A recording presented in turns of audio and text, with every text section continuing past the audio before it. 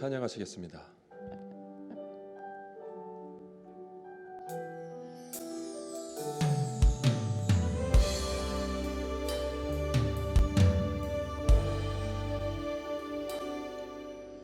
주 나의 모습 보네 상한 나의 맘 보시네 주 나의 눈물 안에 홀로 울던 맘 아시네 주 나의 모습 보네 주 나의 모습 보네 상한 나의 맘 보시네 주 나의 눈물 안에 홀로 울던 맘 아시네 세상 소망 다 사라져가도 주의 사랑은 끝이 없으니 살아가는 이 모든 순간이 주 은혜임을 나는 믿네 주 나의 모습 보네 나의 모습 보네 상한 나의 맘 보시네 주 나의 눈물 안에 홀로 울던 맘 아시네 주 사랑 내게 있네 주 사랑 내게 있네 그 사랑이 날 채우네 주 은혜 내게 있네 그 은혜로 날 세우네 세상 소망 다 사라져가도 주의 사랑은 끝이 없으니 살아가는 이 모든 순간이 주 은혜임을 나는 믿네 세상 소망 다 사라져가도 주의 사랑은 끝이 없으니 살아가는 이 모든 순간이 주 은혜임을 나는 믿네 세상 소망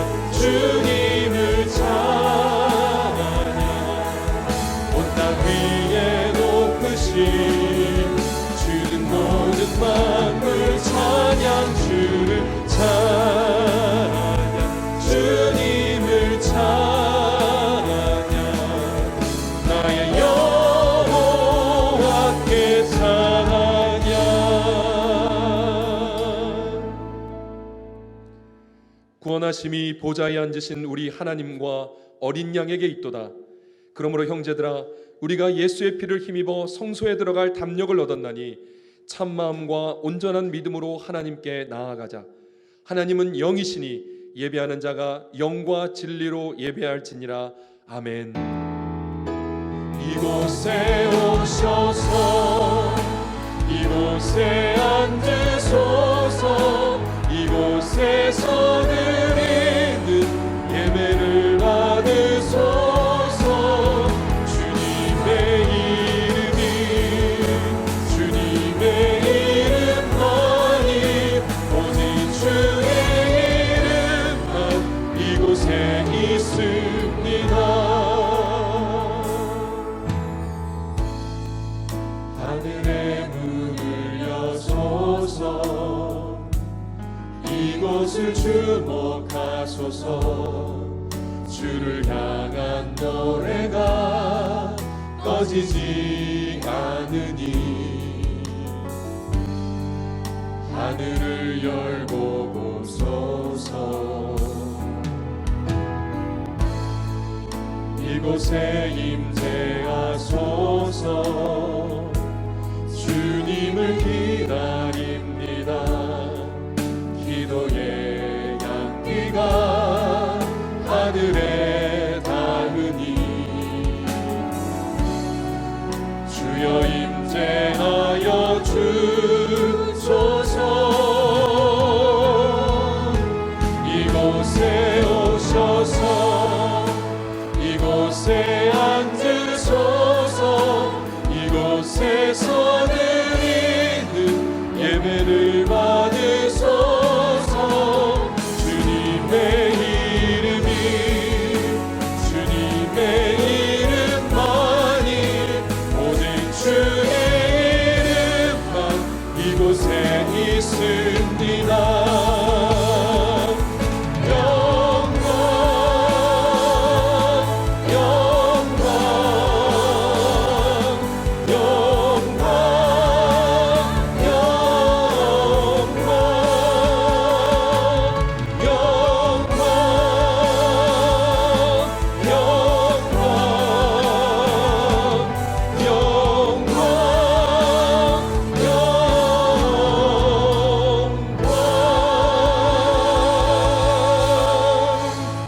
할렐루야. 영원토록 살아계시는 영광의 하나님을 찬양합니다. 그리스도 예수 안에서 우리를 구원하사 하나님의 백성 삼아주신 은혜에 감사드립니다. 하나님을 전심으로 예배하는 이 시간, 이곳에 오셔서 우리의 예배를 받아 주시옵소서. 하나님의 이름이 거룩히 여김을 받으시고 하나님의 행하신 모든 일들이 선포되는 예배되게 하옵소서. 하나님의 사랑과 성령의 능력으로 우리를 치유하시고 회복하시며 바로잡아 주시옵소서. 예수 그리스도의 이름으로 기도하옵나이다. 아멘. 나는 전능하신 아버지 하나님, 천지의 창조주를 믿습니다. 나는 그의 유일하신 아들 우리 주 예수 그리스도를 믿습니다. 그는 성령으로 잉태되어 동정녀 마리아에게서 나시고 본디오 빌라도에게 고난을 받아 십자가에 못 박혀 죽으시고 장사된 지 사흘 만에 죽은 자 가운데서 다시 살아나셨으며 하늘에 오르시어 전능하신 아버지 하나님 우편에 앉아 계시다가 거기로부터 살아있는 자와 죽은 자를 심판하러 오십니다.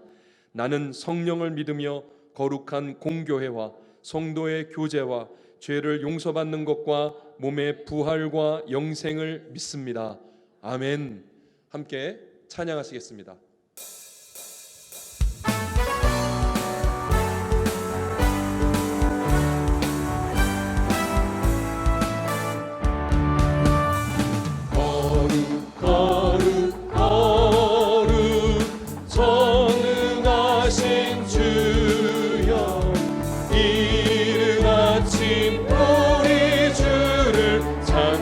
찬송합니다.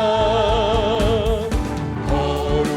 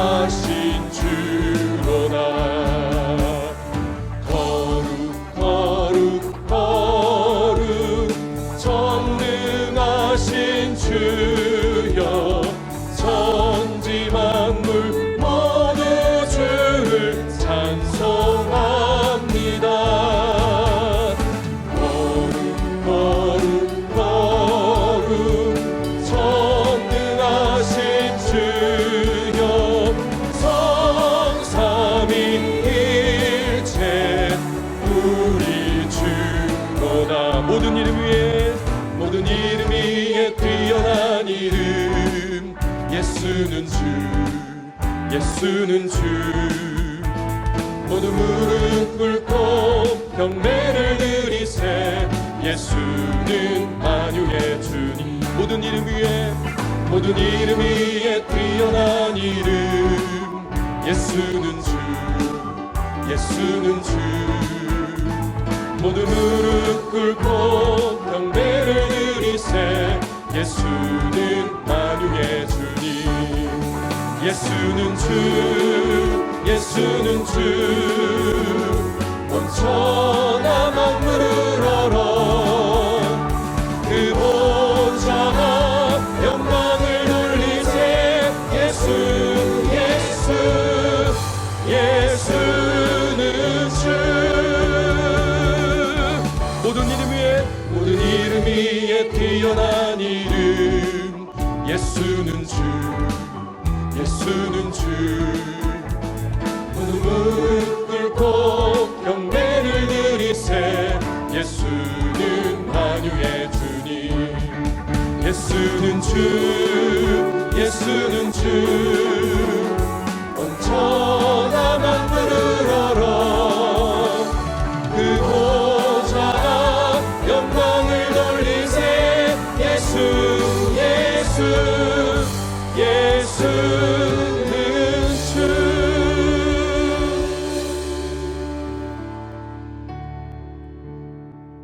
예수는 주. 예수는 주.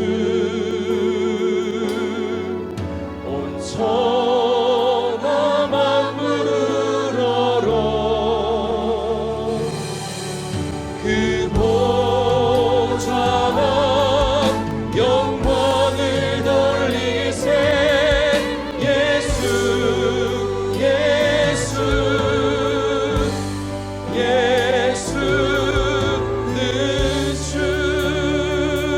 오직 예수 다른 이름은 없네. 주 이름만 우리에게 주셨네. 오직 예수 다른 이름 없네. 오 영광과 존귀 권세와 찬양 받으실 분 오직 주 예수. 온 땅 위에 홀로 높으신 이름. 하늘 위 높이 들리셨네. 온 땅 위에 홀로 높으신 이름. 영광과 존귀와 찬양 드리세.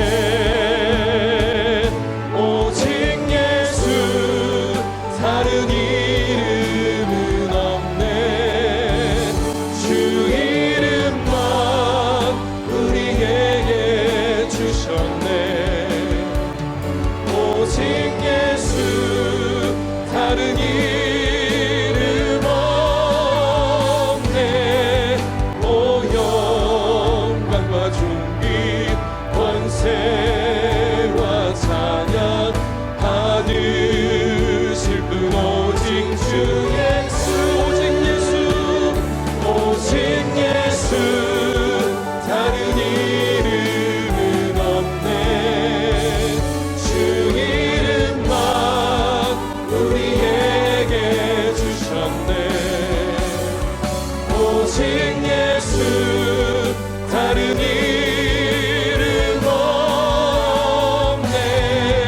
오 영광과 존귀 권세와 찬양 받으실 분 오직 주 예수. 아멘. 오직 예수의 이름뿐이라고 찬양으로 고백했습니다. 이것은 우리의 신앙 고백입니다. 고백은 이러하지만 우리의 삶은 어떠했는지 돌아보시기 바랍니다. 오직 주만 의지하지 못했던 우리의 삶을 주님 앞에서 회개하고 주님의 이름만을 의지하며 살아갈 수 있는 은혜를 허락해 주시도록 우리 참회와 은혜를 구하며 함께 주님 앞에 기도하시겠습니다. 주님, 사랑하는 하나님, 우리를 부르시기 위하시는 하나님 감사드립니다. 하나님 아버지, 주의 이름밖에 없습니다. 하나님, 세상에 또 어떤 것 보이지 않는 우리 주님만을 그대로 살아가게 해주실 수 있도록 인도하여 주시옵소서. 주님만으로 살아갈 수 없도록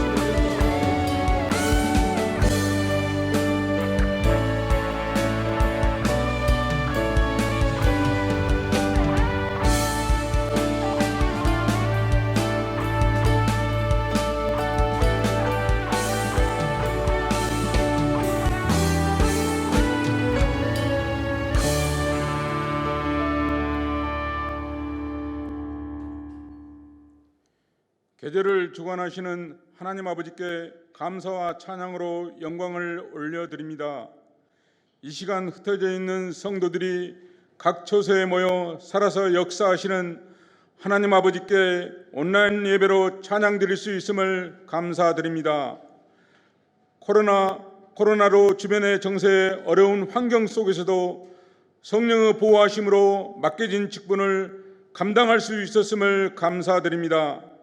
일상적인 삶의 터전에서 성령님 음성에 둔감하여 온전히 실행하지 못했음을 자백하며 회개하오니 십자가 보혈의 사랑으로 용서하여 주시옵소서.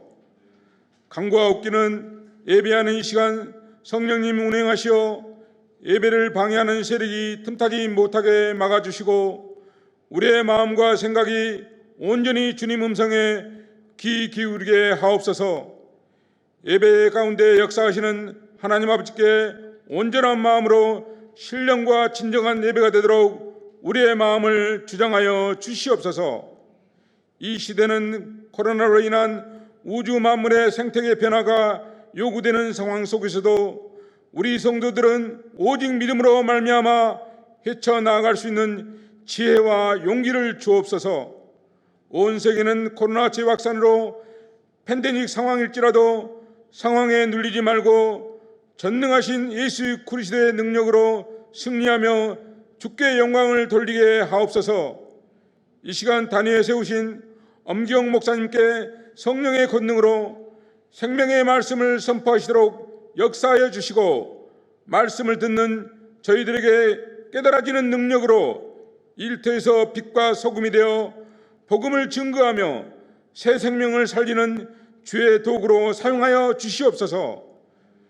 우리에게 들려주신 약속의 말씀을 신뢰함으로 하나님 아버지의 통치하심이 모든 영역에서 쓰임받는 주의 백성이 되기를 원합니다. 이 시간 온 마음으로 정성껏 준비한 연합 찬양대의 찬양을 흠양하여 주시고 온전히 홀로 영광받아 주시옵소서. 이 시간 예배를 돕는 손길을 기억하여 주시고 예배의 시종을 주님께 의탁하오며 예수님의 이름으로 기도드렸습니다. 아멘. 성령의 새바람 이 땅에 불어오소서. 주의 영 그 생기로 우리를 다시 살리사 열방에 하나님 영광 비추소서.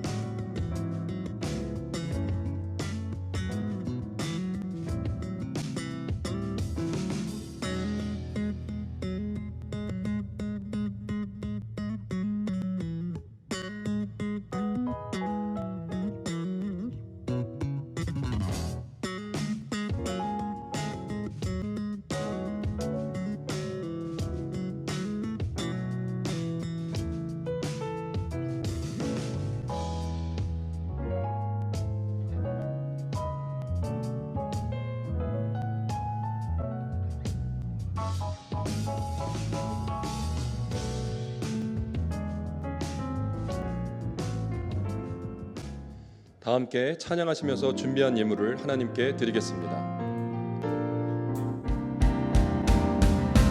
나의 생명을 드리니 주 영광 위하여 사용하옵소서. 내가 사는 날 동안에 주를 찬양하며 기쁨의 제물 되리. 나를 받아 주소서. 나의 모습 나의 소유 주님 앞에 모두 드립니다. 모든 아픔 모든 기분 내 모든 눈물 받아주소서. 나의 생명을 드리니 주 영광 위하여 사용하옵소서. 내가 사는 날 동안에 주를 찬양하며 기쁨의 제물 되리. 나를 받아 주소서.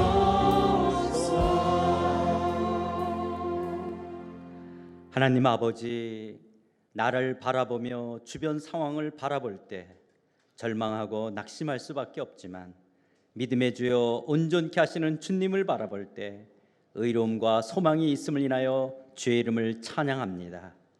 우리는 하나님을 향하여 성실함이 없지만 하나님은 우리를 향하여 신실하심과 성실하심으로 함께 하시며 우리의 삶을 인도해 주시는 것 감사함을 드립니다.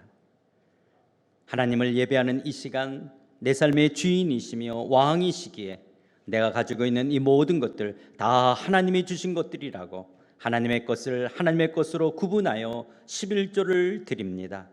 범사에 감사하는 마음으로 감사헌금을 드립니다. 주의 나라와 몸된 교회를 위하여 주일헌금을 드립니다. 선교, 기아, 구제, 장학, 지정, 두유, 사랑 등 여러 형태로 하나님께 정성을 다해 올려드립니다.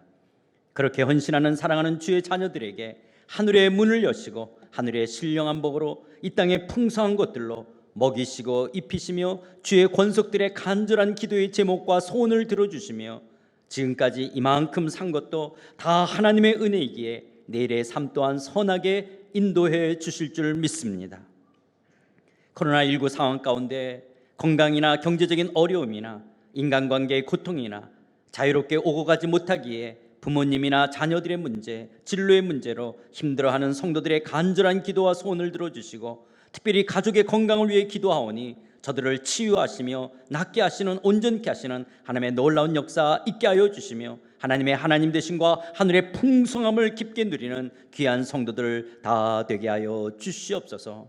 하나님, 주의 사랑하는 권속들 가운데 어렵고 힘든 영혼들이 위로와 힘을 얻으며 낙심하고 절망한 영혼들이 하나님을 바라며 지금 여기에 때마다 일마다 친히 평강으로 함께 하시는 주의 은총이 저들의 가정과 산업 위에 넘치도록 함께하여 주시옵소서. 코로나로 인해 수고하는 방역기관과 의료진들에게 강건함을 더하여 주시고 지혜와 능력으로 잘 감당할 수 있도록 도와주시며 한국 사회가 성경적 가치관으로 회복되어 이웃을 배려하며 나누는 복된 나라 되게 하여 주시옵소서.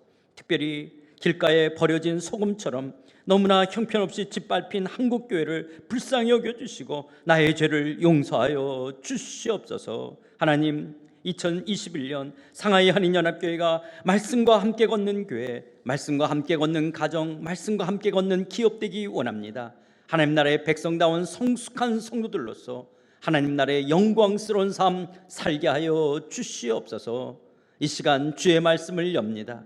말씀 가운데 함께 하셔서 이 말씀이 생명의 말씀이 되며 진리가 깨달아지며 다시 오실 재림의 주님을 소망하며 영적으로 깨어있는 복된 삶 살게 하여 주시옵소서. 예수님의 이름으로 간절히 기도드리옵나이다. 아멘. 오늘 하나님께서 우리에게 주시는 말씀은 마태복음 13장 24절에서부터 30절에 있는 말씀입니다. 마태복음 13장 24절에서부터 30절에 있는 말씀, 신약성경 20쪽입니다. 봉독해 올리도록 하겠습니다. 예수께서 그들 앞에 또 비유를 들어 이르시되 천국은 좋은 씨를 제밭에 뿌린 사람과 같으니 사람들이 잘 때 그 원수가 와서 곡식 가운데 가라지를 덧뿌리고 갔더니 싹이 나고 결실할 때 가라지도 보이거늘 집주인의 종들이 와서 말하되 주여 밭에 좋은 씨를 뿌리지 아니하였나이까? 그런데 가라지가 어디서 생겼나이까? 주인이 이르되 원수가 이렇게 하였구나. 종들이 말하되 그러면 우리가 가서 이것을 뽑기를 원하시나이까? 주인이 이르되 가만두라. 가라지를 뽑다가 곡식까지 뽑을까 염려하노라. 둘 다 추수 때까지 함께 자라게 두라. 추수 때에 내가 추수꾼들에게 말하기를 가라지는 먼저 거두어 불사르게 단으로 묶고 곡식은 모아 내 곡간에 넣으라 하리라. 아멘. 여기 시간을 화살표로 양끝을 향해 그렸습니다. 하나님은 영원하신 분이시기 때문에 하나님의 영원전에도 계셨고 또 영원 후에도 계실 분입니다. 이것을 요한계시록 1장 8절에서는 주 하나님이 이르시되 나는 알파와 오메가라. 이제도 있고 전에도 있었고 장차 올 자여 전능한 자라 하시더라. 알파와 오메가, 처음과 나중이라는 것은 처음이 있고 마지막 끝이 있다라는 말이 아니라, 자, 알파와 오메가라는 것은 처음과 나중이라는 것은 처음이 있고 마지막 끝이 있다는 말이 아니라 창조주 하나님은 시간과 역사의 주권자라는 말입니다. 지금 현재도 계시고 영원전에도 계셨고 장차 영원 후에도 계실 영존하시는 하나님의 주권과 영원성을 말합니다. 그렇다면 하나님은 처음 영원전서부터 어떻게 존재하게 되셨을까요? 하나님은 누가 만드셨을까요? 하나님은 스스로 어떻게 계실 수가 있었을까요? 우리의 신앙이 그저 맹신하는 것이 아니라면 당연히 이런 의문을 한두 번씩은 가져봤을 것입니다. 그러나 성경은 영원 불변하시는 하나님의 존재를 선포하지 하나님의 존재를 어디에서도 구체적으로 설명하지는 않습니다. 다시 말씀드립니다. 성경은 하나님 당신을 선포하지 당신의 존재를 구체적으로 설명하고 있지는 않습니다. 인식의 한계를 지닌 인간으로서는 하나님의 존재를 다 알 수가 없기 때문에 그렇습니다. 예를 들어서 사람이 볼 수 있는 색깔은요, 빨주, 노초, 파남보, 무지갯빛이라 그러죠. 가시광선만은 볼 수가 있습니다. 그러나 빨간색부터 보라색까지를 더 세분한다면요, 1667만 7216색으로 구분할 수 있대요. 엄청나죠? 그러니까 거진 1600만, 엄청난 거예요. 그러니까 빨갛다,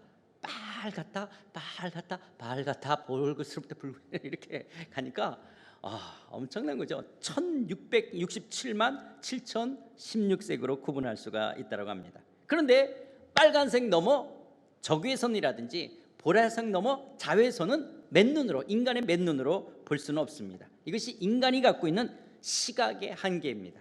그러나 불가시광선인 적외선이나 자외선 같은 것들을 우리가 직접 볼 수는 없지만 과학을 통해 알 수는 있습니다.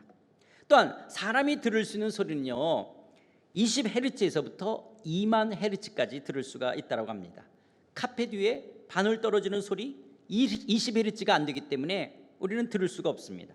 반면에 2만 Hz가 넘는 고래나 박쥐의 초음파 소리 역시 사람은 들을 수가 없습니다. 이것이 인간이 갖고 있는 청각의 한계입니다. 이와 같이 인간이 갖고 있는 인식의 한계도 있습니다. 인식의 한계가 있는 인간의 인식의 한계에는 신의 영역을 다 알 수가 없다라고 하는 거예요. 그래서 계몽주의 철학자 임마누엘 칸트도요, 오직 신의 영역은 믿음으로만 알 수 있다라고 함축합니다. 그런데 어떤 이들은 하나님의 존재를 인간의 인식의 틀 안에서 과학적으로, 논리적으로 설명하지 못한다라고 기독교를 비과학적, 비논리적이라고 말하는 사람이 있습니다. 그러나 기독교는요, 비과학적, 비논리적인 것이 아니라 초논리적인, 초과학적인 것입니다. 인간의 인식을 뛰어넘는 초논리, 초과학적인 것이라는 거예요. 그러나 만일 창조주 하나님을요, 하나님의 그 존재를 구체적으로 설명해 준다라고 한다 할지라도, 설사 하나님의 그 존재를 구체적으로 설명해 준다 할지라도요, 인간이 다 이해하고 납득할 수는 없습니다. 피조물된 인간의 인식이 하나님을 다 담을 수가 없기 때문에 그렇습니다. 만약에요, 하나님을 우리 인식에 다 담는다, 우리 인식으로 다 하나님이 설명되고 납득되어진다, 그러면 그 하나님은 나보다도 작은 분입니다. 예를 들어서 우리가 바둑을 두고 장기를 둘 때요, 상대방이 왜 이렇게 두었는지를 알 수가 없어요. 그럼 상대방이 나보다 잘 두는 고수입니다. 그런데 상대방이 왜 이렇게 두었는지 그 수가 다 읽혀진다? 그 사람은 나보다 못 두는 하수인 거예요. 그런 것처럼 하나님이 내 머리로 다 이해가 되고 납득이 된다, 그러면 하나님은 나보다 작은 존재예요. 지금 우리가 하나님의 존재에 대해서 의문을 갖는 것은 내 인식으로 이해가 안 되는 거예요. 납득이 안 되는 거예요. 하나님은 언제서부터 누구에 의해서 어떻게 만들어진 거야? 이게 우리 인식에 담아지지가 않기 때문에 그게 뭐지? 라고 퀘스천 마크를 우리는 붙이게 되어지는 것이죠. 그런데 어떤 사람은 시편 14편 1절 상반절에 보면 어리석은 자는 그의 마음에 이르기를 하나님이 없다는도다. 하나님이 없다라는 것을 어떻게 확신하고 없다라고 말해요? 도리어 정말 하나님이 계시다면 이 사람이야말로 어리석은 자라고 성경은 말씀하고 있습니다. 그런데 우리가 하나님을 알 수 있는 유일한 길은요, 하나님의 영 성령이 우리 가운데 오실 때 하나님이 계신 것을 알 수 있고 하나님의 존재를 확신할 수가 있습니다. 인간의 인식으로는 도저히 하나님을 알 수 없지만 성령을 통해서 우리가 하나님을 알 수 있다라고 하는 것은 하나님의 크크신 은혜요, 사랑인 것입니다. 그래서 고린도전서 2장 10절에서부터 13절이 이렇게 말씀합니다. 오직 하나님이 성령으로 이것을 우리에게 보이셨으니 성령은 모든 것 곧 하나님의 깊은 것까지도 통달하시니라. 사람의 일을 사람의 속에 있는 영 외에 누가 알리요? 이와 같이 하나님의 일도 하나님의 영 외에는 아무도 알지 못하니라. 우리가 세상의 영을 받지 아니하고 오직 하나님께로부터 온 영을 받았으니 이는 우리로 하여금 하나님께서 우리에게 은혜로 주신 것들을 알게 하려 하심이라. 우리가 이것을 말하거니와 사람의 지혜가 가르친 말로 아니하고 오직 성령께서 가르치신 것으로 하니 영적인 일은 영적인 것으로 분별하니라. 그렇습니다. 인간 스스로의 힘으로는 하나님을 알 수가 없습니다. 성령을 통해서만 하나님을 알 수가 있습니다. 그러므로 우리에게 하나님을 향한 이 믿음을 주셨다라고 하는 것은 전적인 하나님의 은혜이고 선물인 것입니다. 그러나 아직까지는 이 땅에 사는 동안 성령 안에 설사 우리가 있다 할지라도요, 하나님에 대해서 전부를 다 알 수는 없습니다. 우리가 언젠가 미래적 하나님의 나라, 그 미래적 하나님 나라 저 천국에 들어가게 되어지면 얼굴과 얼굴로 보듯이 모든 것을 알게 되어질 것입니다. 그래서 사도 바울은 고린도전서 13장 12절에 우리가 지금은 거울로 보는 것 같이 희미하나 그때에는 얼굴과 얼굴을 대하여 볼 것이요 지금은 내가 부분적으로 아나 그때에는 주께서 나를 아신 것 같이 내가 온전히 알리라. 얼마나 감사하고 얼마나 소망이 되는 말씀입니까? 이 땅에서는 우리가 희미하게 하나님에 대해서, 우리의 삶에 대해서도 희미하게 알 수밖에 없지만, 그러나 그때에는 그 미래적 하나님 나라 속에서는 얼굴과 얼굴로 눈으로 보듯이 모든 것을, 부분적으로 알던 것을 전체를 온전히 알게 된다는 것이 얼마나 우리에게 소망이 되어지는 말씀입니까? 그런데요, 태초에 영원성이 계신 하나님께서 당신을 드러내셨습니다. 자연 만물을 만드시고 하나님의 형상으로 인간을 만드심으로 하나님 당신을 계시하셨습니다. 태초에 하나님이 천지를 창조하시니라. 여기 태초라는 말의 뜻은요, 태초라는 말은 시간과 공간의 시작, 생명의 근원이 열리는 시작을 이야기합니다. 태초, 시간과 공간의 시작, 생명의 근원이 열리는 시작. 이 태초에 하나님께서 하늘과 땅을 창조하시고요, 하늘에는 해와 달과 별들과 공중에 나는 새들을 만드셨습니다. 땅에는 각종 동물들과 나무들과 아름다운 꽃들을 만드시고요, 바다에는 각종 물고기들을 만드시고, 이런 것들을 만드심으로 자신의 존재를 드러내셨습니다. 그리고 특별히 하나님의 형상, 하나님의 모양대로 인간을 창조하심으로 하나님의 존재를 나타내셨습니다. 이것을 신학적으로 우리는 일반 계시라고 말합니다. 로마서 1장 20절에 보면 창세로부터 그의 보이지 아니하는 것들 곧 그의 영원하신 능력과 신성이 그가 만드신 만물에 분명히 보여 알려졌나니 그러므로 그들이 핑계하지 못할지니라. 하나님이 만드신 이 자연 만물들 가운데는요, 하나님의 영원하신 능력과 하나님의 신성이 그 가운데 있다라는 거예요. 그래서 여러분, 때로는 예수 믿지 않는 천문학자들 가운데도요, 공부를 하다 보면요, 이 광활한 우주 전체 만물이 너무너무 신비하기 때문에 자기는 기독교인이 아니지만 조물주가 있다라고 자기는 생각한다라고 말하는 사람도 있고요. 어떤 의사는요 자기는 기독교인이 아니지만 인간의 신체의 그 신비를 보면 너무나 신묘막측해서 인간은 우연의 산물, 어쩌다가 이렇게 됐다라고 말할 수 없는 창조주의 작품이라고 말하는 사람도 있습니다. 마치 우리가 여러분 피카소가 그린 작품이 있다 그럴 때, 우리가 피카소라는 작가는 만나보지 못했지만 피카소가 그린 그 작품을 통해서 피카소의 존재, 그 피카소의 정신세계를 유추해 볼 수 있는 것처럼, 우리가 하나님을 직접 보지는 못했지만 하나님이 만드신 이 일반 계신, 하나님 만드신 이 자연 만물과 사람을 통해서 우리는 하나님의 존재를 알 수가 있다는 거예요. 그런데 아담 이후에 인간이 죄 아래에 있으면서 하나님이 만드신 이 자연 만물을 보고서도 도리어 하나님을 발견하지 못하고 도리어 하나님께서 만드신 이 피조물을 갖고 도리어 우상처럼 섬겼다라고 하는 거예요. 이게 죄로 인한 인간의 어리석음이죠. 그래서 로마서 1장 21, 23절에서 하나님을 알되 하나님을 영화롭게도 아니하며 감사하지도 아니하고 오히려 그 생각이 허망하여지며 미련한 마음이 어두워졌나니 스스로 지혜있다 하나 어리석게 되어 썩어지지 아니하는 하나님의 영광을 썩어질 사람과 새와 짐승과 기어다니는 동물 모양의 우상으로 바꾸었느니라. 그래서 지금도 많은 사람들 가운데 그런 여러 가지 형상을 만들어서 그걸 신이라고 섬기는 사람들이 있는 거예요. 이게 죄 아래 있기 때문에 도리어 그 피조물들, 그것을 통해서 하나님을 알아야 될 것들인데 도리어 그 피조물들을 신이라고 섬기고 그걸로 만들어서 제사를 드리고 또 그 앞에 또 절을 하고 그러지 않습니까?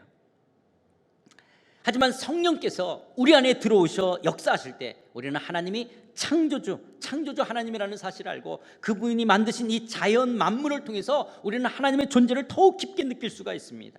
우리의 영성이 맑아지면 맑아질수록 그 나무 잎에 앉아있는 그 아침 이슬을 통해서도 하나님의 숨결을 느끼고 그 하나님의 마음을 헤아릴 수가 있는 거예요. 그리고 하나님의 형상대로 하나님의 그 모양대로 창조하신 그 하나님의 작품, 사람들을 바라볼 때 그 사람 안에서 하나님의 존재를 느낄 수가 있는 것입니다. 이렇게 하나님께서는 모든 만물과 사람을 창조하신 이후에 일곱째 날 안식하셨습니다. 안식하셨다는 것은 그냥 팔짱 끼고 쉬셨다는 말이 아니라요, 하나님의 창조 사역이 하나님의 창조의 원리대로 운행되고 유지되어 하나님의 나라가 완성되어 가도록 보시기 좋은 상태 안에 있으셨다는 것입니다. 그런데 아담과 하와는 하나님을 하나님으로 여기지 않고 선악과를 따먹는 큰 죄를 범합니다. 결국 아담과 하와는 에덴 동산에서 쫓겨나고 죄의 결과로 사망, 곧 죽음과 질병, 결핍, 실존적 고독, 중독의 문제가 찾아옵니다. 그래서 여러분, 우리가 이 죄 가운데 다 들리기 때문에 우리는 다 죽는 거예요. 그래서 죽음의 증상이 질병인 거예요. 아픈 거예요. 나이가 들어갈수록 자꾸 아픈 거예요. 그리고 이 결핍, 하나님으로부터 영양분이 공급돼야 되는데 죄로 하나님과 단절되니까 결핍되어진 거예요. 그 결핍이 실존적 고독이 느끼는 거예요. 사랑하는 부모가 있고 남편과 아내가 있고 자식이 있어도 외로운 실존적 고독이 있는 거예요. 거기에 어떤 것들이 형성되면 중독성을 갖고서 그 중독 길들여진 것이 계속 자기를 얽매이게끔 만든다라고 하는 것들이에요. 이런 죄의 배후에는요, 사단이 있습니다. 사단이 있는 거예요. 그렇다면 사단은 어떤 존재입니까? 사단은 누가 만들었고 언제부터 있게 되어졌죠? 여기에 대한 대답으로 성경 어디에도 사단의 기원과 존재에 대해서는 말씀하고 있지 않습니다. 사단이 언제 어떻게 해서 생기게 되었는지 우리는 알 수가 없습니다. 그런데 아마 여러분 가운데 어떤 분들은 하나님의 천사장이었던 루시엘이 교만해져서 하나님이 되려고 하나님을 대적하려다가 하나님께 쫓겨나 루시퍼, 사단이 되었다는 말을 아마 한두 번씩은 들어보신 적이 있을 겁니다. 그런데 여러분, 이 말은 1600년대에 존 밀톤의 소설 이 신라곤에서 사단을 루시퍼로 묘사하면서 오해되어진 말이지, 그건 소설에서 이야기하는 거예요. 루시퍼가 타락해서 사탄이 되었다는 말은 전혀 성경적인 내용이 아닙니다. 이건 완전히 잘못된 틀린 말입니다. 성경은 사단에 대한 성격을 말하고 있죠. 거짓의 아비라든지 우리를 미혹하는 자라든지 이런 사단의 성격에 대해서 말하지, 사단의 존재와 시작에 대해서는 성경은 말씀하고 있지가 않습니다. 이렇게 아담과 하와가 죄를 범한 이후에 인간의 역사는 흘러갑니다. 인간의 역사는 이렇게 흘러갑니다. 아담은 가인과 아벨을 낳았지만 형 가인이 동생 아벨을 쳐 죽이는 최초의 살인사건이 일어납니다. 이제부터 인류는 크게 두 계열로 나눠지게 됩니다. 가인 계열과 셋 계열입니다. 인류 문명과 더불어 인간의 역사는 발전해 가지만 이 땅에는 가인의 계열에 속한 세상 나라 사람들과 셋 계열에 속한 하나님 나라의 백성으로 나눠집니다. 하나님께 속한 세상과 사단에게 속한 세상입니다. 그리고 이 땅에는 많은 사람들이 태어나고 죽지만 예수님께서 말씀하신 것처럼 양과 염소, 알곡과 가라지 두 계열로 나눠지는 거예요. 양이냐 알곡이냐 아니면 염소냐 가라지냐라는 거예요. 그런데 하나님께서는 특별히 많은 민족들 가운데서요, 이스라엘 민족을 택하셔서 하나님 당신을 계시하시면서 세상을 심판하시나 구원하시는 하나님의 구원 역사를 위해 이스라엘 민족을 사용하셨습니다.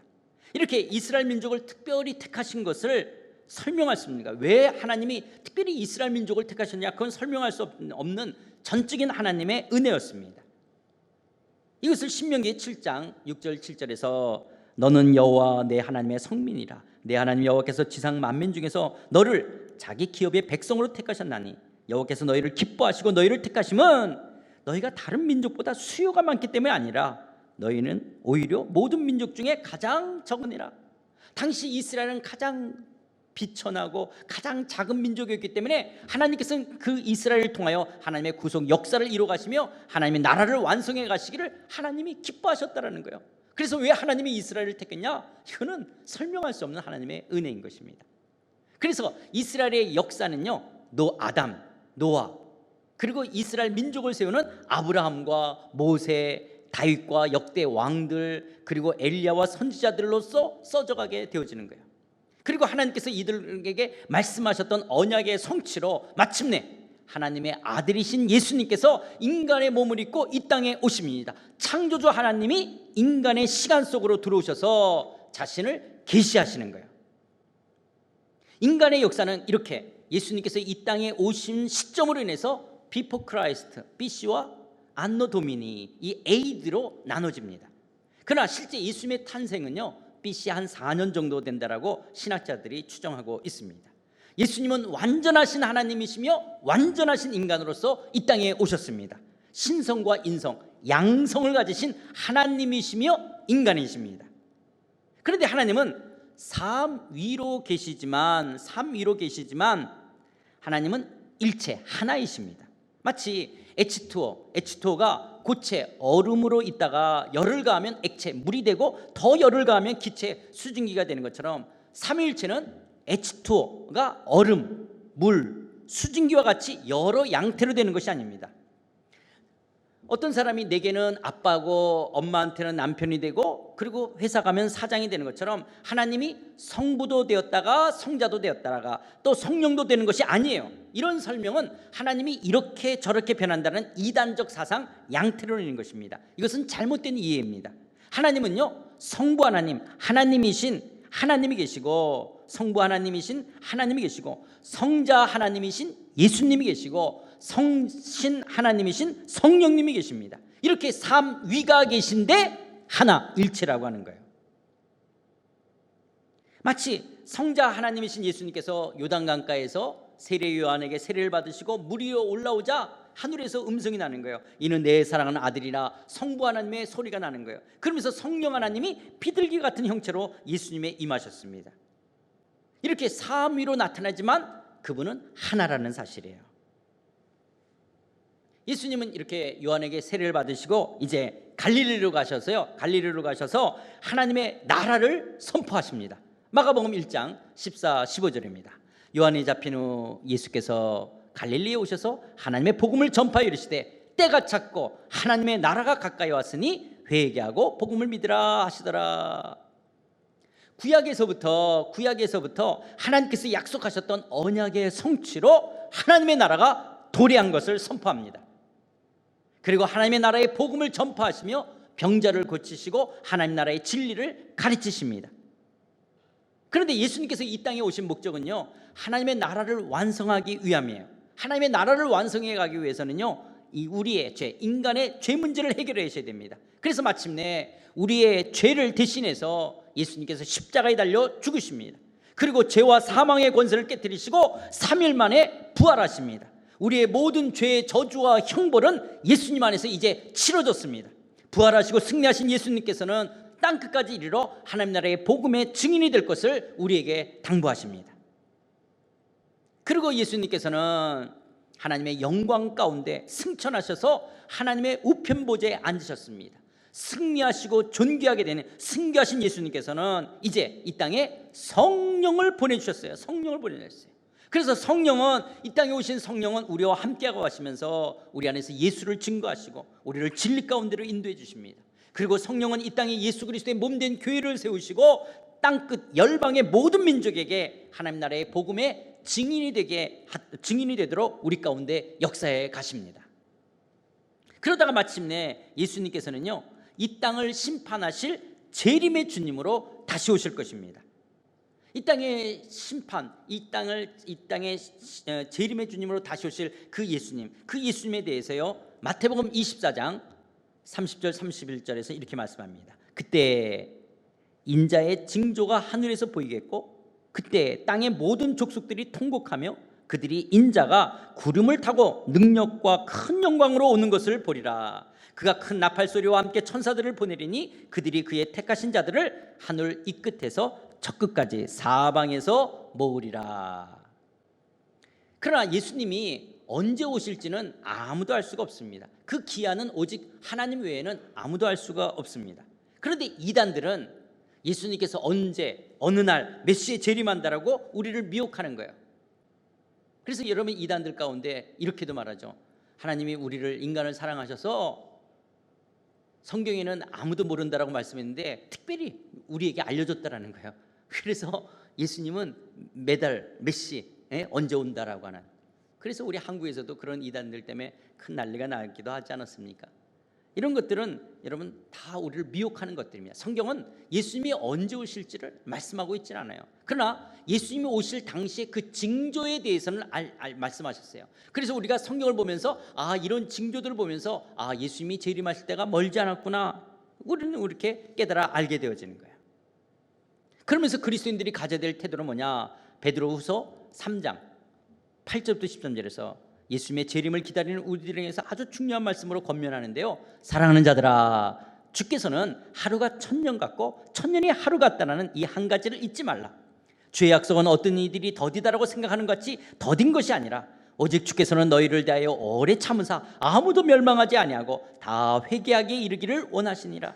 그러나 주의 날이 도둑같이 오리리니 그날에는 하늘이 큰 소리로 떠나가고 물질이 뜨거운 불에 풀어지고 땅과 그 중에 있는 모든 일이 드러나리로다. 이 모든 것이 이렇게 풀어지리니 너희가 어떠한 사람이 되어야 마땅하냐? 거룩한 행실과 경건함으로 하나님의 날이 임하기를 바라보고 간절히 사모하라.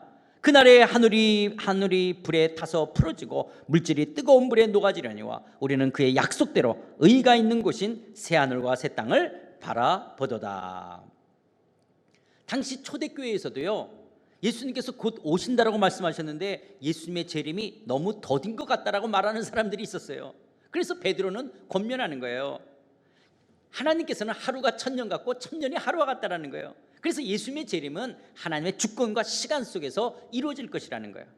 그리고 더딘 것처럼 느껴진다면 하나님께서는 아무도 멸망하지 않고 다 회개하도록 오래 참으시기 때문이라고 말씀합니다. 그러나 예수님의 재림은 그러나 뜻밖의 도둑과 같이 올 것이라고 말씀합니다. 그리고 그날 그렇게 예수님이 재림하게 될 때 마치 두꺼운 그 종이, 여러분 두꺼운 마분지 같은 종이를 불에 넣으면 벌겋게 타면서 구불구불 이렇게 풀어지지 않습니까? 그런 것처럼 하늘과 땅의 모든 것들이 불에 녹아지고 풀어질 것이라고 말씀하는 거예요. 그렇기 때문에 오늘 우리들은, 그리스도인들은 거룩한 행실과 경건함으로 하나님의 날이 임하기를 바라보고 간절히 사모하라고 말씀합니다. 우리는 하나님의 약속대로 하나님의 의가 있는 새 하늘과 새 땅을 바라보는 자들이기 때문에 그렇습니다. 예수님께서 재림에 오시면 예수님께서 택하신 백성들을 모으실 텐데, 한편으로는 세상을 심판하시고 한편으로는 주의 백성들을 모으십니다.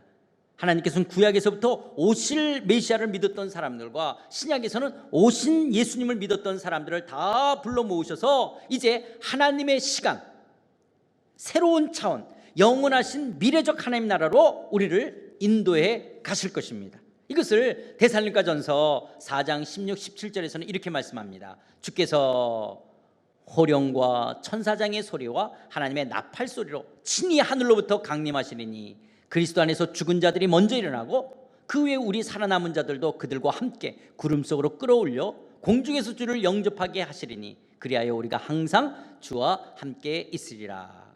여러분, 구름 속으로 끌어올린다. 이 구름이라고 하는 건요, 성경에서 구름이라고 표현하는 것은 하나님의 영광, 하나님의 임재를 표현하는 그림 언어입니다. 여러분, 그 하나님의 임재와 그 영광을 인간의 어떤 말로 다 표현할 수가 없어서 구름이라고 표현하는 거예요. 그래서 그 구약의 성전에서도 그 구름이 임하더라. 그 구름이 하나님의 임재와 영광을 표현하는 그림 언어입니다. 그러니까 신구약의 모든 주의 백성들이 하나님의 임재 가운데 끌어올려서 공중에서 예수님을 영접하게 되고 이제 완성된 미래적 하나님 나라에서 영원히 살게 될 것입니다. 이렇게 완성된 미래적 하나님 나라의 성격을요, 요한계시록 21장 1절에서부터 4절은 말씀하고 있는데요, 또 내가 새 하늘과 새 땅을 보니 처음 하늘과 처음 땅이 없어졌고 바다도 다시 있지 않더라. 또 내가 보매 거룩한 성 새 예루살렘이 하나님께로부터 하늘에서 내려오니 그 준비한 것이 신부가 남편을 위하여 단장한 것 같더라. 내가 들으니 보좌에서 큰 음성이 나서 이르되 보라, 하나님의 장막이 사람들과 함께 있음에 하나님이 그들과 함께 계시리니 그들은 하나님의 백성이 되고 하나님은 친히 그들과 함께 계셔서 모든 눈물을 그 눈에서 닦아주시니 다시는 사망이 없고 애통하는 것이나 곡하는 것이나 아픈 것이 다시 있지 아니하리니 처음 것들이 다 지나갔습니다. 여러분, 여기 아주 재밌는 표현이 있죠. 새하늘과 새 땅에는 바다가 다시는 있지 않는다는 거예요. 바다, 처음 것들이 다 없었다. 처음 하늘과 처음 땅이 없었고 바다도 다시 있지 않다. 이 바다가 없다는 것은, 여러분, 바다에는 파도가 치잖아요. 그래서 바다는 혼돈을 상징하는 그림 언어예요. 바다 그러면 이 혼돈을 이야기하는 거예요. 혼돈이는 거예요. 그래서 새하늘과 새 땅이 이루어지면 바다가 없다는 것은 혼돈이 이제는 더 이상 없다는 거예요. 그래서 바다가 다시 있지 않더라라고 말씀하는 거예요. 그리고 신부가 남편을 위해서 단장한 것처럼 아름다운 성, 거룩한 성, 새 예루살렘이 하나님께로부터 하늘에서 내려오는 거예요. 지금 뭐가 내려와요? 거룩한 성, 새 예루살렘이 하나님께로부터 하늘에서 내려오는 거예요.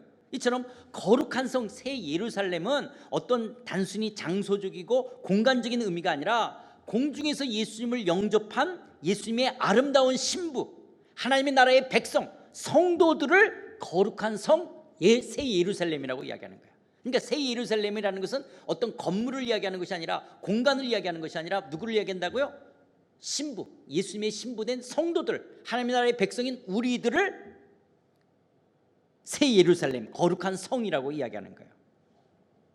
이제 하나님의 장막인 신부된 이 거룩한 성도들과 함께 거하심에 하나님께서 그들의 모든 눈물을 닦아주실 때 다시는 눈물이나 사망이나 애통하는 것이나 곡하는 것이, 아픈 것이 다시는 있지 않게 되어질 거예요. 이 땅의 처음 것들이 다 지나갔습니다. 에덴 동산이 회복된 참된 안식의 땅이 이루어진 거예요. 그래서 다시는 눈물이나 아픔이나 애통하는 것이나 곡하는 것이나 아픈 것이 다시는 있지 않게 되어질 것입니다. 그리고 그리스도의 신부된 거룩한 성 예루살렘의 모습을 요한계시록 21장 23절에서 이렇게 말씀합니다. 성 안에서 내가 성전을 보지 못하였으니 이는 주 하나님 곧 전능하신 이와 및 어린 양이 그 성전이십니다. 그 성은 해나 달의 비침이 쓸데없으니 이는 하나님의 영광이 비치고 어린 양이 그 등불이 되시리라. 하나님의 영광이 비치고 어린 양의 등불이 되시기에 하나님과 어린 양의 성전인 성 안에서는요, 하나님의 그 영광과 승리와 존귀와 능력과 지혜와 부요하심 등등이 가득히 충만한 곳입니다. 가득히 충만하신 곳이에요. 그런데 전능하신 하나님과 어린 양이신 예수님께서 왕이 되어 다스리시는 그 나라는 예수님께서 이 땅에 오심으로 구약에서 예언한 하나님의 언약은 성취되어졌고 우리 가운데 도래되어졌습니다. 이런 눈물이나 사망이나 아픔이나 애통하는 것이나 곡하는 것이 다시는 없고 하나님의 영광과 승리와 존귀와 권세와 능력과 지혜에 부여하신, 그래서 하나님의 영광이 비치는 어린 양이 등불이 되는 그 나라가 이미 현재적으로 우리 가운데 임하셨다는 거예요. 예수님이 이 땅에 오시는 것이 곧 하나님의 나라가 임했다라고 하는 거예요. 그러나 예수님이 다시 재림의 주님으로 오시기까지는 낮에 아직 미래적인 하나님 나라를 우리는 기다려야 되는 거예요. 그래서 예수님께서는요, 마태복음 12장 28절에서 하나님의 나라가 이미 현재적 실체로 현존해 있다는 것을 이렇게 말씀합니다. 그러나 내가 하나님의 성령을 힘입어 귀신을 쫓아내는 것이면 하나님의 나라가 이미 현재적으로 너에게 임하였다는 거예요. 그리고 이미 이 도래한 현재적 하나님의 나라는요, 하나님의 총체적인 구원의 회복, 미래적 하나님 나라의 완성을 향해 성장해 갑니다. 땅끝의 모든 민족에게까지 하나님의 뜻은 이루어지며 하나님의 나라의 복음은 전파되어져 갈 것입니다. 이렇게 이미 임한 하나님 나라가 점진적이고 미래적으로 성장해 나갈 것을 마태복음 13장 31절에서부터 33절에 말씀하시는데요, 또 비유를 들어 이르되 천국은 하나님의 나라는 마치 사람이 자기 밭에 갖다 심은 겨자씨 하나 같으니 이는 모든 씨보다 작은 것이로되 자란 후에는 풀보다 커서 나무가 되매 공중의 새들이 와서 그 가지에 깃들이니라. 또 비유로 말씀하시되 천국은 마치 여자가 가루 서말 속에 갖다 넣어 전부 부풀게 한 누룩과 같으니라. 이미 시작된 하나님의 통치가 지금은 눈에 잘 띄지 않는 겨자씨, 여러분 겨자씨는 눈에 잘 보이지도 않을 정도로 작다고 그러잖아요. 이 겨자씨 같이 보이지만 이 겨자씨가 나중에는 새들이 와서 깃들 큰 나무가 될 것이라는 거예요. 또 지금은 미미한 누룩 정도로 보이지만 나중에는 밀가루 반죽 전체를 크게 부풀어 오르게 하는 큰 떡, 큰 빵이 되게 할 것이라는 거예요. 이와 같이 이미 하나님의 나라의 영향력은 시작되어졌지만 아직은 궁극적인 완성의 때를 향하여 성장해 간다라고 하는 거예요. 그렇다면 예수님께서 재림의 주로 오시는 날까지 그리스도인들은 아직은 이 땅에 머물러 있는 이미와 아직, already not yet, 하나님 나라의 현재성과 미래성 사이에 살고 있는 하나님의 백성들입니다. 이런 하나님 나라의 현재성과 미래성, already not yet, 이미와 아직, 현재적 미래 사이에 살고 있는 우리를 오스카 쿨만이라는 신학자는 제2차 세계대전 당시 연합군이 독일군을 향해 노르망디 상륙작전을 펼친 그날 D-Day라고 얘기하잖아요. 근데 마침내 연합군이 승리한 V-Day가 있잖아요. 그것으로 이렇게 설명하는 거예요. 이미와 아직을 이 오스카 쿨만이라는 신학자는 D-Day와 V-Day로 설명하는 거예요. 또 이 헤르만 리델보스라는 신학자는요, 하나님의 나라, 구약에서 이야기하는 하나님의 나라가 성취되어졌어요. 이미 성취되었지만 아직은 완성을 향해서 가야 된다. 그래서 헤르만 리델보스는 성취와 완성으로 설명하고 있어요. 하나님 나라의 이미와 아직 사이에 있는 그리스도인들은요, 예수 안에서의 신분은 의인이 되어졌어요. 그러나 상태적인 면 속에서는 아직까지는 죄인의 모습이 있는 거예요. 우리는 예수 믿음으로 의인이에요. 그러나 상태적으로는 죄를 짓고 있는 거예요. 죄의 모습이 있는 거예요. 사탄의 권세를 깨뜨리고 부활하신 예수님 안에서 우리도 이미 예수님의 승리를 가진 자예요. 그러나 아직까지는 우리는 우는 사자처럼 우리를 삼키려는 사단과 영적 전투를 해야 된다는 거예요. 그렇기 때문에 이미와 아직 사이를 사는 그리스도인들에게 갈등, 긴장이 있다라고 하는 거예요. 갈등, 긴장이 있는 거예요. 그래서 여러분, 오늘 본문 예수님께서 하신 말씀은요, 오늘 본문은 예수님께서 하신 말씀은 하나님 나라의 현재성과 미래성, 이미와 아직을 사는 그리스도인 모두가 꼭 기억해야 될 아주 중요한 말씀입니다. 그래서 우리 가슴 깊게 담아둬야 될 말씀이 오늘 본문의 말씀인데요, 예수님께서 제자들에게 오늘의 본문의 말씀을 다시 36절에서 43절까지 오늘의 본문의 말씀을 다시 설명해 줍니다. 이에 예수께서 무리를 떠나사 집에 들어가시니 제자들이 나와 이르되 밭의 가라지의 비유를 우리에게 설명하여 주소서. 대답하여 이르시되 좋은 씨를 뿌리는 이는 인자요, 밭은 세상이요, 좋은 씨는 천국의 아들들이요, 가라지는 악한 자의 아들들이요, 가라지를 뿌린 원수는 마귀요, 추수때는 세상 끝이요, 추수꾼은 천사들이니 그런즉 가라지를 거두어 불에 사르는 것 같이 세상 끝에도 그러하리라. 인자가 그 천사들을 보내리니 그들이 그 나라에서 모든 넘어지게 하는 것과 또 불법을 행하는 자들을 거두어내어 풀무불에 던져 넣으리니 거기서 울며 이를 갈게 되리라. 그때 의인들은 자기 아버지 나라에서 해와 같이 빛나리라. 귀 있는 자는 들으라. 이렇게 이미와 아직 사이에서 활동하고 있는 사단의 활동이 있다는 거예요. 세상에서는 예수님께서 뿌린 좋은 씨, 알곡들이 있지만 그러나 마귀 또한 세상에서 가라지를 뿌리고 자라나게 한다는 거예요. 그래서 예수님이 뿌린 알곡, 좋은 씨, 알곡, 천국의 아들들과 사단이 뿌린 이 가라지, 악한 자들, 아들이 함께 이 세상이라는 밭에서 함께 살아가야 된다는 거예요. 그래서 오늘 그리스도인이 여러분, 오늘 그리스도인 된 저와 여러분이 아마 이 정도에서 살고 있을 거예요. 이 정도에서 지금 아마 살고 있을 겁니다. 살고 있을 거예요. 그러면서 우리는 영적 텐션이 있는 거예요. 때로는 악한 자들의 그 가라지가 이 세상에서는 외형적으로는 더 싱싱하게 잘 자라갈 수가 있어요. 도리어 알곡이 가라지보다는 키가 작을 수도 있는 거예요. 덜 싱싱해 보일 수도 있는 거예요. 그러나 추수 때가 되면 가라지들을, 이 불법을 행한 자들을 다 거두어 풀무불에 던져 불사르겠다라고 말씀하는 거예요. 영원히 심판이 있는 거예요. 이런 추수 때 예수님께서 뿌린 좋은 알곡은 하나님의 아들들, 의인들은 하나님 나라에서 해와 같이 빛날 것이라고 말씀하시는 거예요. 우리를 알곡, 좋은 씨로 부르시고 뿌리신 예수님께서 의로운 하나님의 나라에서 해와 같이 빛나는 그날까지 저와 여러분, 우리를 인도해 가실 줄 믿습니다.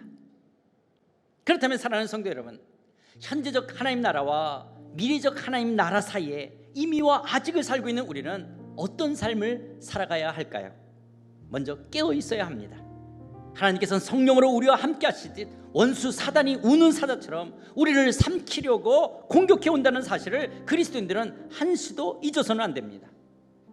간첩이 없다라고 생각하는 곳에 간첩이 제일 활동이 좋은 것처럼 그리스도인들 가운데 사단과 그의 졸개들인 귀신의 활동에 대해서 가볍게 생각하는 것은 잠자는 영혼과도 같습니다. 영적으로 우리는 깨어 있어야 됩니다. 그리고 이 땅에는 하나님의 백성인 알곡도 있지만 세상 나라 사람들 가라지도 같이 자라고 있다는 것을 우리는 모두 기억해야 되는 거예요. 비록 가라지가 더 크게 잘 자라는 것처럼 보이지만 결코 저들은 알곡이 아닌 것을 우리는 잊어서는 안 됩니다. 그리고 마침내 추수 때는 오고야 말 것입니다. 알곡과 가라지를 구분할 추수 때가 반드시 옵니다. 그리고 그 추수 때 재림의 주님은 알곡과 가라지를 구분할 것입니다. 가라지는 풀무불에 던지시고 알곡은 모아 하나님 나라에서 해와 같이 빛나게 될 것입니다. 그러므로 베드로의 권면처럼 하나님께서는 아무도 멸망하지 않고 다 회개하기를 오래 참으시고 계신다라는 이 말씀을 기억하셔야 됩니다. 그리고 재림의 때가 더딘 것이 아니라 어느 날 도적같이 임할 거라고 말씀하고 있습니다.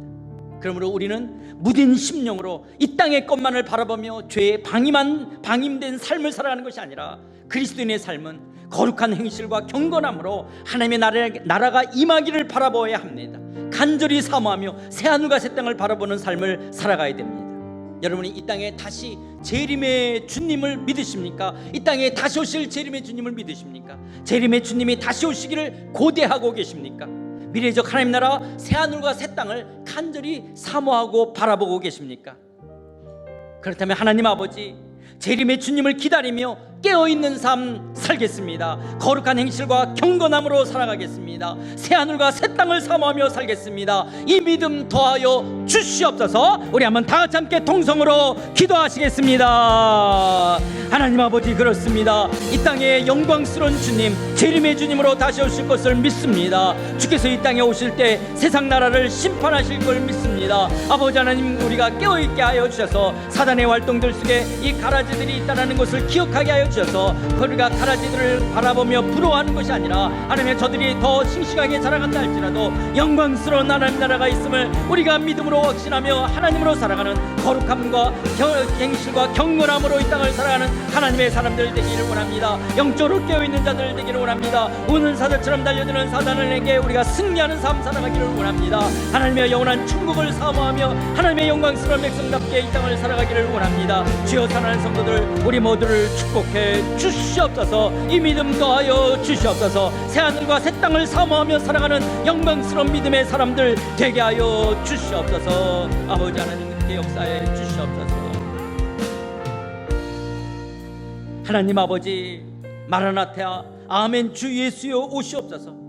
다시 이 땅에 오실 영광스러운 예수님을 사모합니다.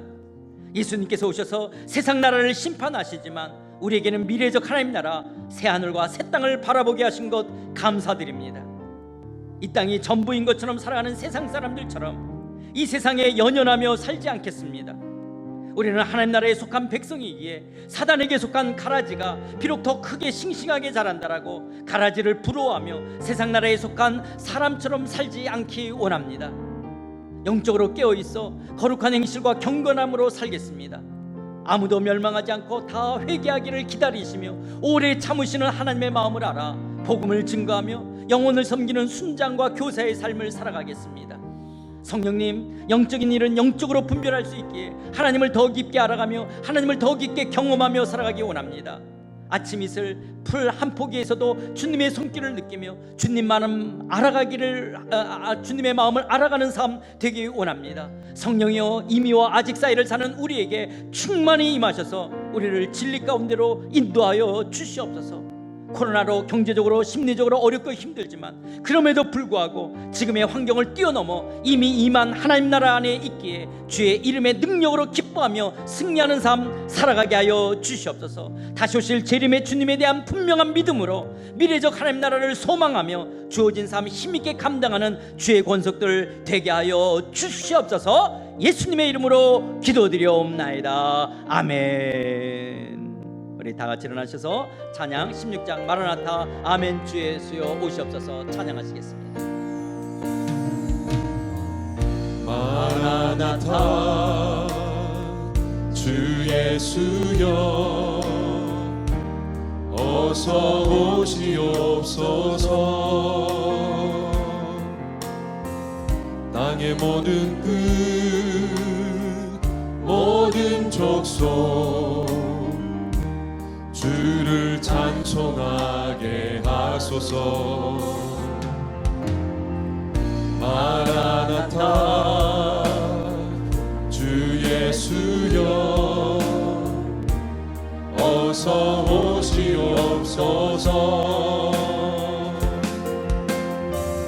모든 열방이 주께 돌아와 춤추며 경배하게 하소서. 우리 주님 다시 오실 길을 만들자. 십자가를 들고 땅 끝까지 우린 가리라. 우리 주님 하늘 영광 온 땅 덮을 때 우린 땅 끝에서 주를 맞으리. 아멘. 마라나타 마라나타 아멘 주 예수여 오시옵소서. 마라나타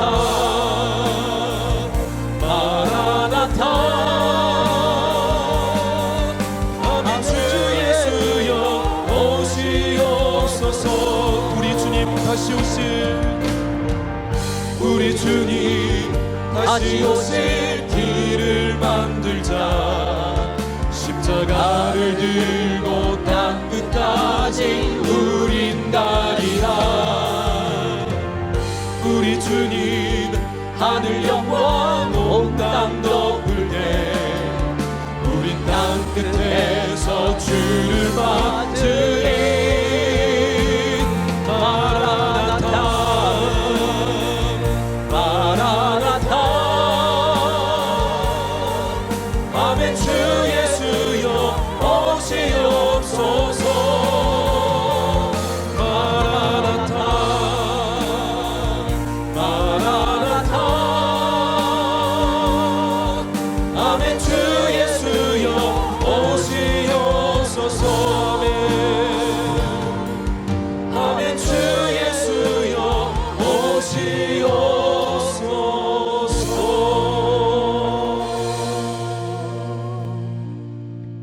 이제는 재림의 주님으로 다시 오실 우리 주 예수 그리스도의 은혜와 완성되어진 미래적 하나님 나라에 있게 하실 하나님 아버지의 그 크신 사랑과 하나님을 알아 경험하게 하시며 진리 가운데로 인도하시는 성령 하나님의 감화 교통 충만하심이 이미와 아직 사이에서 현재적 하나님 나라를 살아가기에 영적 긴장이 있지만 우리에게 보내주신 성령 안에서 거룩하고 경건한 삶을 살며 다시 오실 재림의 주님과 미래적 하나님 나라를 소망하며 주어진 삶을 넉넉히 감당하며 살아가겠다라고 믿음의 결단을 하는 사랑하는 모든 심령들 머리 위에 코로나로 아파하는 지구촌과 모든 이들 위해 우리 상하이 한인연합교회 위해 이제부터 영원토록 함께 계실지어다. 아멘.